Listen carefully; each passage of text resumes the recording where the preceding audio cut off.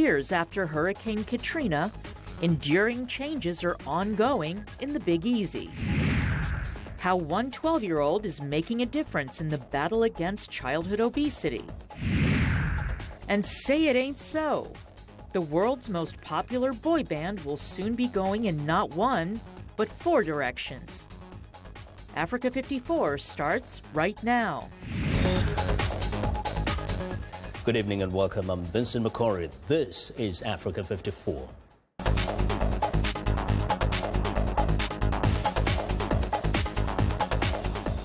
We'll begin this evening with a global economic report. U.S. stocks are bouncing back Tuesday after a historic tumble on Monday. The Dow has jumped more than 300 points in early trading after China cut its interest rates on the Asian markets. The stocks in China led another slump Tuesday, closing down 7.6%.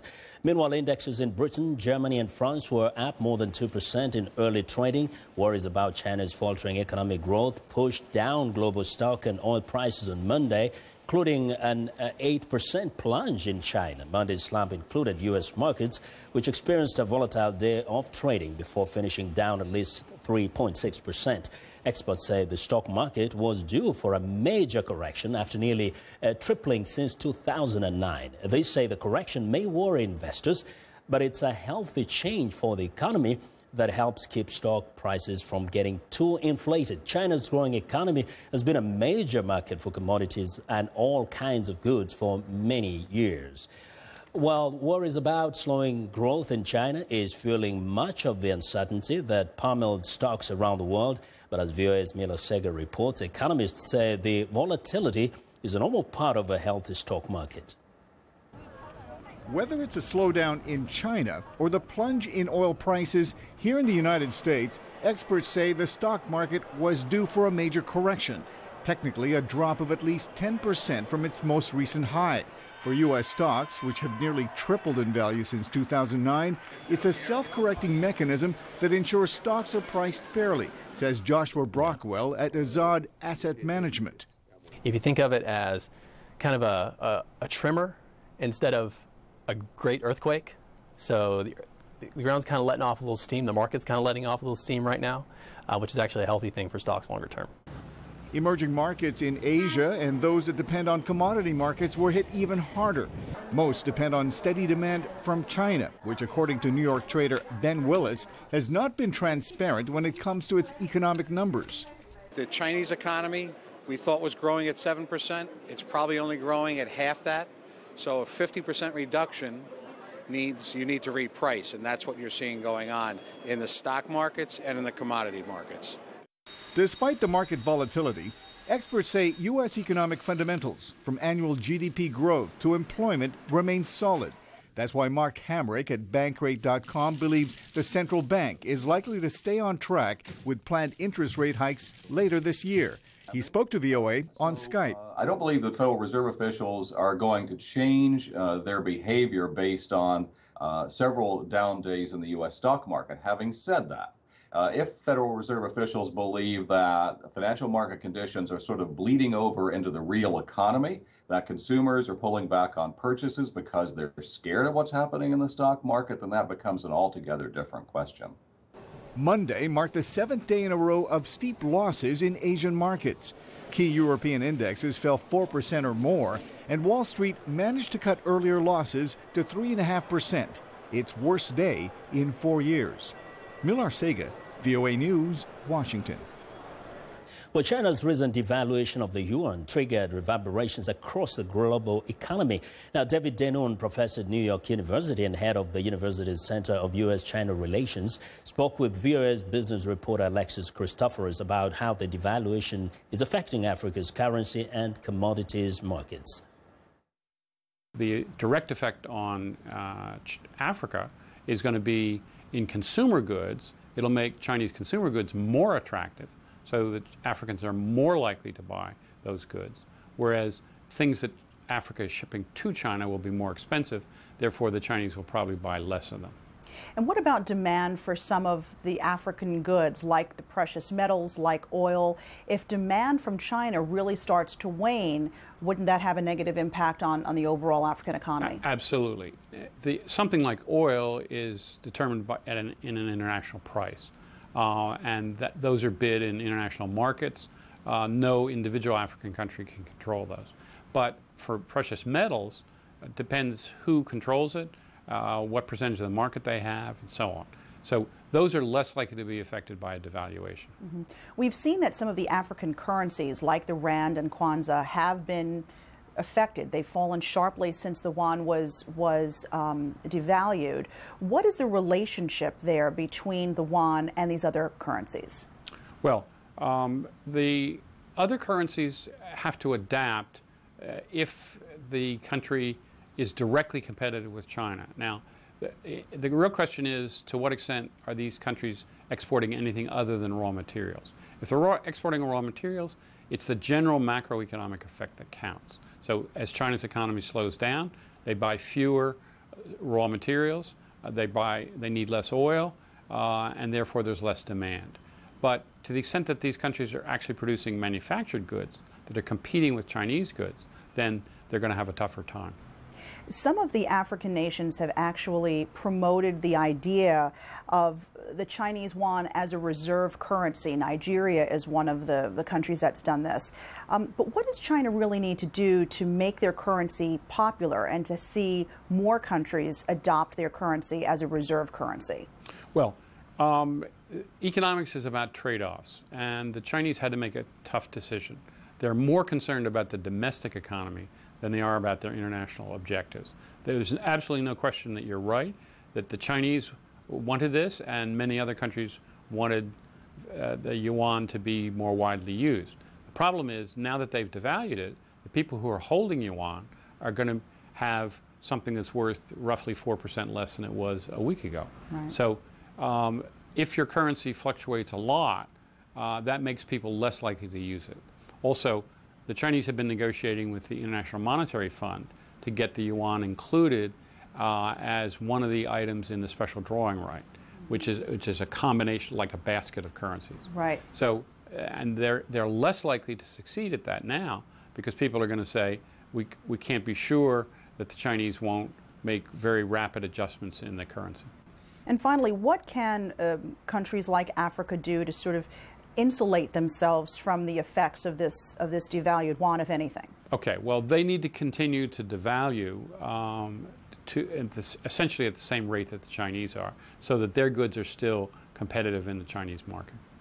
Well, thank you so much for your insights today, Professor Danoon of NYU. It's a pleasure. Thank you. I'm Alexis Christoforous, VOA News for Africa 54, New York. Well, a conference on the Africa Growth and Opportunity Act gets underway tomorrow. Africa 54's Esther Githui-Ewart joins us now to tell us more. Esther.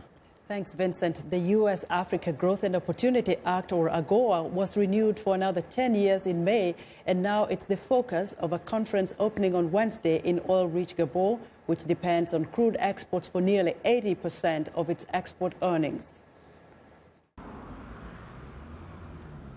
However, few African economies take advantage of AGOA, which provides the world's largest market because they have little to export beyond commodities, an asset class where prices are in free fall. For the people of Libreville, Gabon's capital, where the conference takes place tomorrow, the forum gathering African trade ministers intended to empower the African continent seems a million miles away from their reality. Placide Adande is a resident of Libreville. Personally, this is the first time I'm hearing about AGOA. And from what I've learned, AGOA will help young Gabonese entrepreneurs to internationalize their businesses. So for me, it's a good thing. Statistics show that African exports to the United States under AGOA were $26.8 billion in 2013, but more than 4/5 were oil sales. However, countries such as Kenya and Ethiopia that are best placed to grow manufacturing sectors to extract benefit from AGOA are not dependent on oil or mining, giving them an incentive to diversify. U.S. officials privately say many African states lack the industries to take full advantage of AGOA.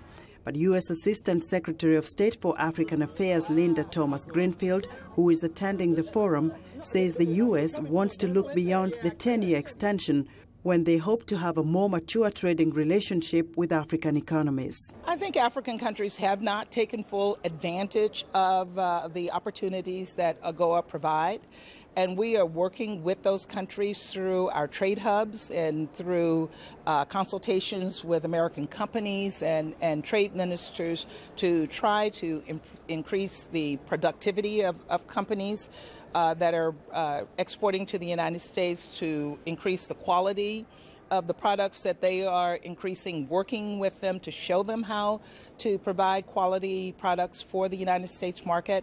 And it's a long-term process. It's not something that's going to happen overnight, but I think the companies get it, and certainly the AGOA-eligible countries get it. The World Bank says sub-Saharan Africa's exports soared from $104 billion in 2000 to a peak of $457 billion in 2011 because of the commodity boom. Over the same period, the value of manufactured goods from the region rose to just $58 million from almost $19 million. In South Africa, the region's most industrialized economy also remains far too dependent on commodities, which accounted for about 57% of its exports last year. While in Tanzania, the value of manufactured exports overtook gold for the first time in 2014, increasing by 34% to reach $1.4 billion. Back in Libreville, Ahmed Mikalal has high expectations on AGOA. With AGOA, we could not have expected anything better regarding import and export of goods because it has always been difficult, adding to the fact that banks around here do not give us loans or help us in any way.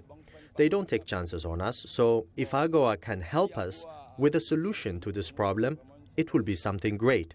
Countries like Ethiopia, on the other hand, is positioning itself to become a manufacturing hub with a focus on pharmaceuticals and driven in part by investments from China and India. Kenya also plans to promote special economic zones as a path to industrialization, and analysts say its strategy may produce tangible results. Exhibitors at tomorrow's forum are keen for the AGOA incentives and tariff-light regime to continue to open the door onto the huge U.S. market, and it's showing some signs of success in those countries less dependent on commodities with wildly fluctuating prices. As the U.S. Assistant Secretary of State for African Affairs, Linda Thomas-Greenfield, stated, AGOA-eligible countries need to take full advantage of the opportunities provided by the trade deal. Vincent? Well, thanks, Esther. Now, each year, Kenyan universities churn out graduates for the job market. That's despite the already existing high rate of unemployment among youth in the country. Some of the graduates are realizing that agriculture can be as rewarding as any other sector. Many are now resorting to agribusiness as a way of tackling unemployment. Rael Umbur has our report. This is one of Caleb's 4 farmlands that he leased to practice agribusiness 3 years ago. He grows vegetables and keeps poultry and dairy cows. The 33-year-old says many youth are venturing into agribusiness, which does not require a lot of capital to start. Many times people think that you need a lot of money to get into agribusiness. With $100, you're good to lease some land. Really, in Kenya, in a part of this country, 1 acre, you're good to go. Increasing numbers of young people are taking up farming, and the sector is growing. Diana Kuya, a diplomacy student at the University of Nairobi, has identified some land that is for lease and plans to start pursuing agribusiness once she is done with her studies. Knowledge is important, but it's not everything, you know. You have to be wise. You would wait for that white-collar job so that you start getting your own money, so that you become independent and all that stuff. And an amazing thing about agriculture is that you can start it at whatever age. Jacob Neitu, an economist, agrees. He says this is one of the reasons why the government is pumping billions into the sector, with an aim of pushing agriculture from subsistence to business. People are no longer seeing agriculture as a way for those who cannot make it, but instead it's becoming a sector which can attract each and every one of us. So it can solve the very big unemployment problem that we are currently facing. Agricultural experts say there has been a change of attitude and a realization that the agricultural sector can be rewarding if done right. However, they say people new to farming, like student Diana Kuya, will need mentors to guide them as they try to create something for themselves and others in the future. Rael Umbur for VOA News, Nairobi. We want to know what you think about Africa 54 and the stories we cover. Join the conversation on Facebook. The address is Africa 54, and check out our headlines 24/7 on voaafrica.com. Find me on Twitter at VOA Vince Makori. Now, coming up, the years after Hurricane Katrina, New Orleans makes a comeback, but with different demographics. Stay with us.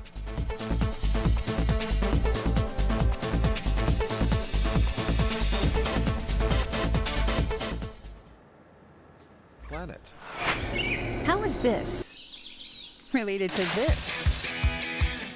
Both coffee and these birds come from the same tropical regions. But Robert Rice at the Smithsonian Migratory Bird Center says growing conventional sun-grown coffee can change that lush tropical landscape. In fact, some people have referred to them as green deserts. Sun-grown coffee, says Rice, destroys wildlife habitat. Shade-grown coffee, on the other hand, helps preserve the environment. That's why the Migratory Bird Center developed a bird-friendly certification. Any of the major organic certification agencies have someone who has been trained by us to evaluate the shade. Bird-friendly coffee now extends to more than 5,500 hectares, including where coffee first originated. The shade actually in Ethiopia is great. Almost any coffee in Ethiopia is going to qualify as bird-friendly. So coffee is for the birds. I'm Rebecca Ward for VOA's Green Beat.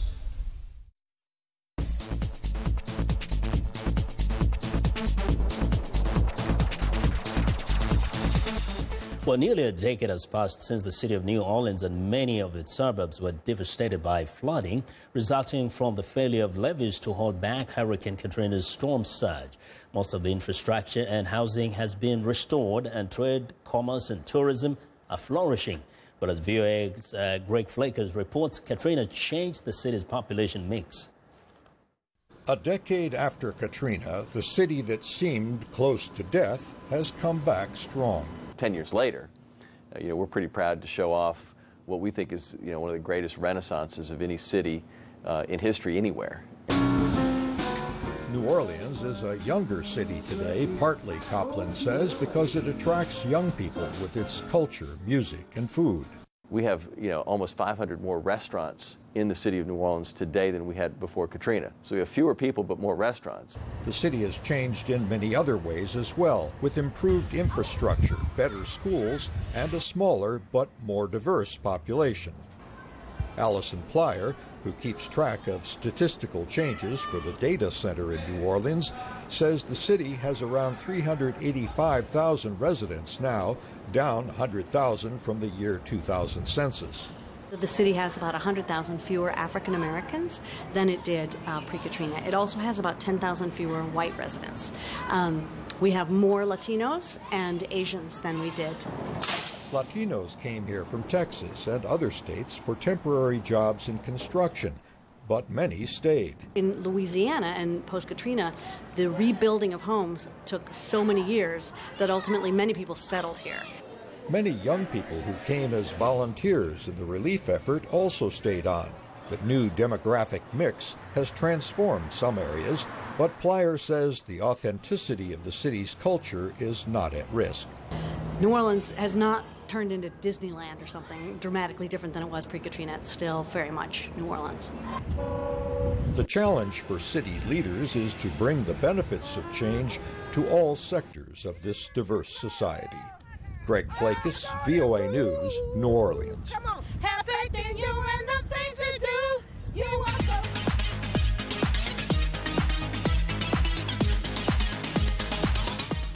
Well, it's time now for our Tuesday Health Report, and joining us now is Africa 54 Health correspondent Lino Madul. Lino, I understand there is new information on flu vaccine. Yes, Vincent, that's right. Researchers in the United States say they are closer to developing a vaccine to give lifelong protection against any type of flu. According to two separate studies published in Nature Medicine and in Science, the new vaccines generated strong immune system responses against the deadly H5N1 bird flu and the H1N1 virus in mice, ferrets, and monkeys. Studies are now needed in humans to confirm that the method will work.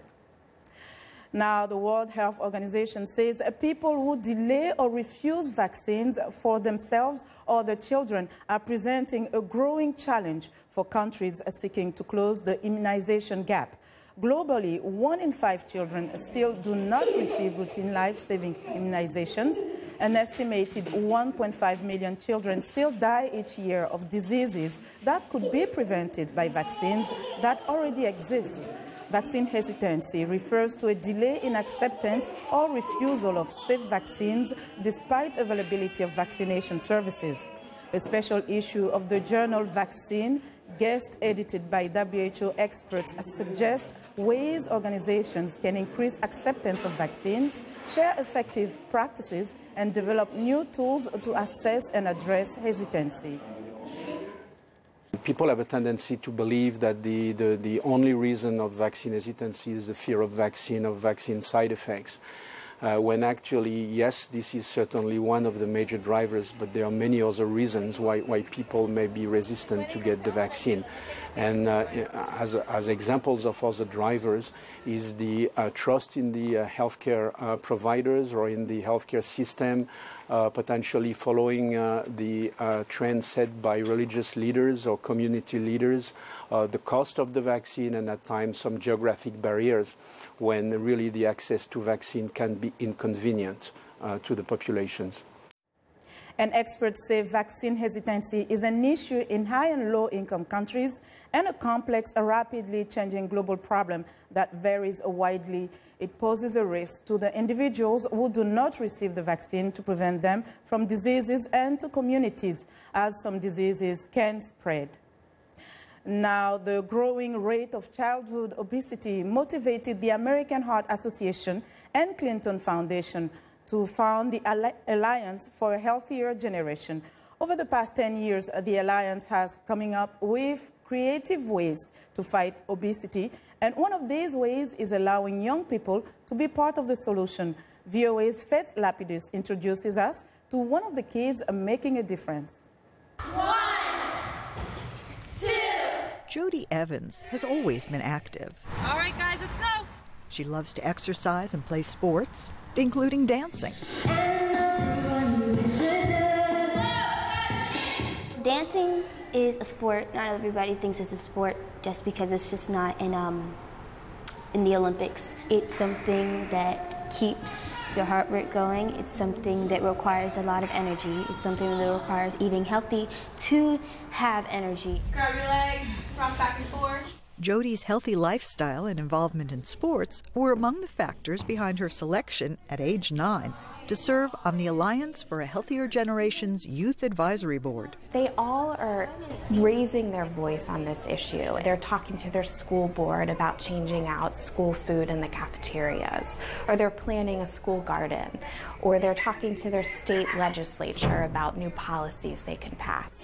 Do you eat potatoes? And more importantly, members are talking about healthier eating choices with their peers. A salad, some hummus. Which is crucial in order to change the current alarming obesity statistics. 1 in 3 children are overweight or obese. And some research out there suggests that this could be the first generation that doesn't outlive their parents. I always kept in mind that I had to be active, and I always had to eat healthy. Jody's gentle, friendly approach makes her friends listen to her. She told me that our body is a temple, and we should take care of that temple by eating right, taking care of our body, exercising properly, and not overdoing it. Though her term on the board ends this year, Jody says she will always stay active and continue to spread the message among her friends in school, her neighborhood, and everywhere. For writer Faiza El-Masri, I'm Faith Lapidus, VOA News. Interesting young lady there. Well, that's our Africa Health Report for today. Vincent? Very good. Well, thanks a lot, Lino. Now be sure to watch Lino Madu's Health Reports every Tuesday and Thursday right here on Africa 54.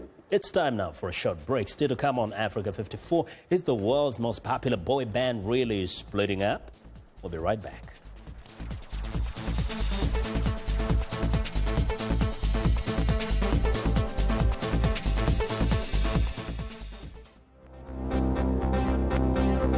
If you've just joined us, I'm Mariama Diallo, and here is a quick recap of today's headlines. Président nigérian Buhari.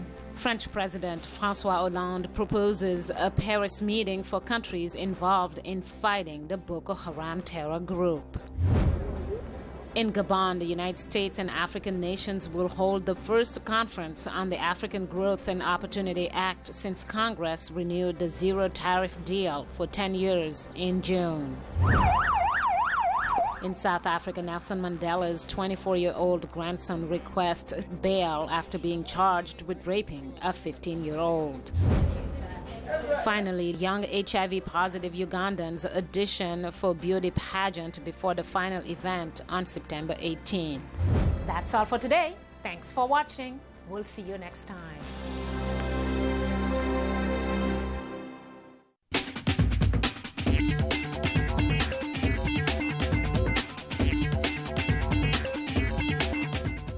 Welcome back to Africa 54. Here's what's trending. Now, the sound you heard yesterday was heard breaking the world over. The British media is reporting that the hugely successful boy band One Direction will be going in 4 separate directions. Band members have decided to take a year off to pursue separate projects. The break will come after the band, reduced to 4 members following the departure of Zayn Malik early this year, released their 5th album in March. 3 of the members took to Twitter to insist the break won't be permanent.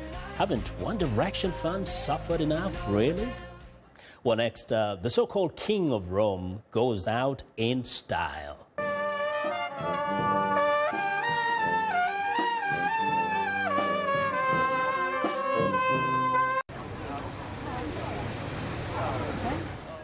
Yes, the head of a notorious Rome crime family was given a lavish funeral with a helicopter dropping red rose petals on mourners and brass band playing the theme from the Godfather movies. Italian politicians denounced the ostentatious send-off for Vittorio Calsamonica, 65, which included an ornate hearse pulled by 6 black plumed horses. Critics called on the Interior Ministry to come clean about whether it had given special permits for the ceremony. The Calsamonica clan has been accused of racketeering, extortion and loan sharking.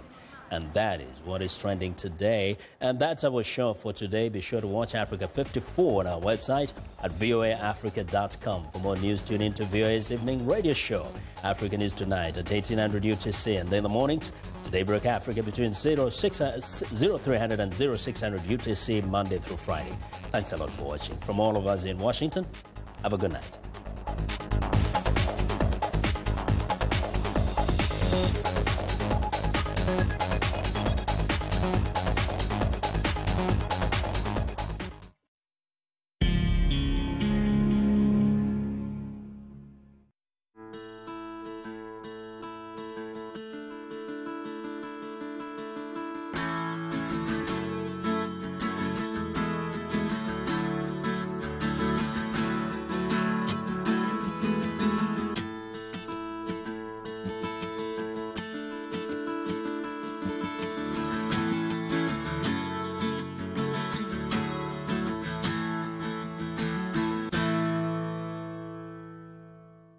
Real talk, real issues.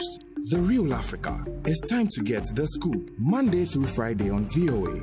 Find your time zone and get the scoop. Vous et nous, c'est votre émission. Une émission qui parle de vous, mais aussi de nous.